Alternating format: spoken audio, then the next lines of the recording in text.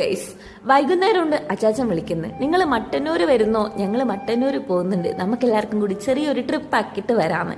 എന്നാൽ പിന്നെ അങ്ങോട്ട് പോയാലോ എന്ന് വിചാരിച്ച് അങ്ങോട്ട് ഇറങ്ങി. ഞങ്ങൾ ചെന്നപ്പോൾ ഒരു 9 മണിയൊക്കെ ആയി കേട്ടോ. ഇവർ നമ്മളെയും പ്രതീക്ഷിച്ച് നിൽക്കുകയാണ്. കുറേ കാലത്തിന് ശേഷമാണ് ഇവരിവിടെ വരുന്നത്. അച്ചാച്ചൻ്റെ മക്കൾ പുറത്താണ്. അപ്പം ലീവിന് വരുമ്പോൾ എല്ലാ ഫാമിലി ഹോസ്റ്റലും മിക്കവാറും പോവാറുണ്ട്.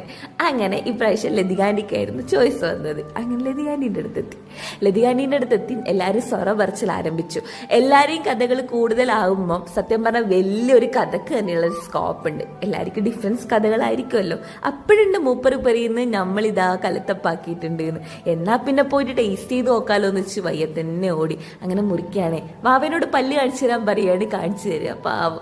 അങ്ങനെ കലത്തപ്പ് ടേസ്റ്റ് ചെയ്ത് നോക്കിയപ്പോൾ വാവ് അടിപൊളി. എന്നാൽ പിന്നെ ഇതെല്ലാവർക്കും ഞാൻ തന്നെ കൊണ്ടു കൊടുക്കാന്ന് പറഞ്ഞിട്ട് പോവുകയാണ്. പോക്കൊക്കെ കണ്ടാൽ സ്വന്തം ഉണ്ടാക്കിയ പോലെയാ. അല്ലെങ്കിൽ ആര് പരിപാടി അവതരിപ്പിച്ചാലും ബാക്കി ഞാനങ്ങ് അവതരിപ്പിച്ചോളാം എന്നുള്ളതാണ് എൻ്റെ മട്ട്.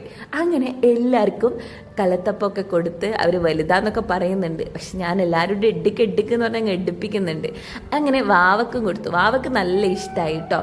അങ്ങനെ വാവേൻ്റെ വണ്ടി വാവേനെ കളിപ്പിക്കാന്ന് വെച്ചിട്ട് ഇങ്ങനെ ഇട്ട് ഉരുട്ടുമ്പോൾ വാവേനെക്കാളും വലിയ കളി ഞാനതൊന്ന് കളിക്കുന്നത്. അല്ലെങ്കിൽ കുട്ടികളെ കൂടെ കുട്ടിയെ ഞാനാണ് കൂട്ടത്തിൽ ഏറ്റവും ചെറിയ കുട്ടിയെന്ന് എനിക്ക് തോന്നാറുണ്ട്. ഇതൊക്കെ ഒരു രസമല്ലേ അല്ലേ? അങ്ങനെ ഫുഡ് റെഡി എന്ന് കേട്ടതും എന്നാൽ പിന്നെ എല്ലാം ഒന്ന് സഹായിക്കാമല്ലോ എന്ന് വെച്ച് അങ്ങോട്ട് പോയി. അങ്ങനെ ഫുഡെല്ലാം എടുത്തു വെച്ചു. പക്ഷെ ഇത്ര എടുത്തു വെച്ച് കഴിഞ്ഞപ്പോൾ ഞാൻ അവിടെ നിന്ന് മുങ്ങി. പിന്നെ ഞാൻ ഫുഡ് കഴിച്ച് കഴിഞ്ഞപ്പോഴാണ് ആലോചിച്ചത്, അല്ലെങ്കിൽ തീറ്റയാണ് മസ്റ്റ്. അങ്ങനെ ഫുഡ് കഴിക്കലൊക്കെ കഴിഞ്ഞ് പിന്നെയും സൊറ പറയൽ ആരംഭിച്ചു. എനിക്ക് തോന്നുന്നു കഥകൾ നമുക്കൊന്നും തീരൂലാന്ന്. അല്ലെങ്കിലും മനുഷ്യന്മാരെ എങ്ങനെയാണല്ലോ അല്ലേ, ഒരു കഥ കഴിയുമ്പോൾ മറ്റൊരു കഥ. ഇത്ര കഥകൾ അങ്ങനെ നീണ്ടു നിവർന്ന് കിടക്കുന്നു. അങ്ങനെ എല്ലാവരും കൂടി ഒരുമിച്ചിരുന്ന് ഒരു ഫ്രെയിമിൽ ഒരു വീഡിയോ എടുത്ത് ഞങ്ങൾ ബൈ പറയാൻ നിൽക്കുകയാണ്. അങ്ങനെ ആൻറ്റീനോട് ബൈ ബൈ പറയാണ്.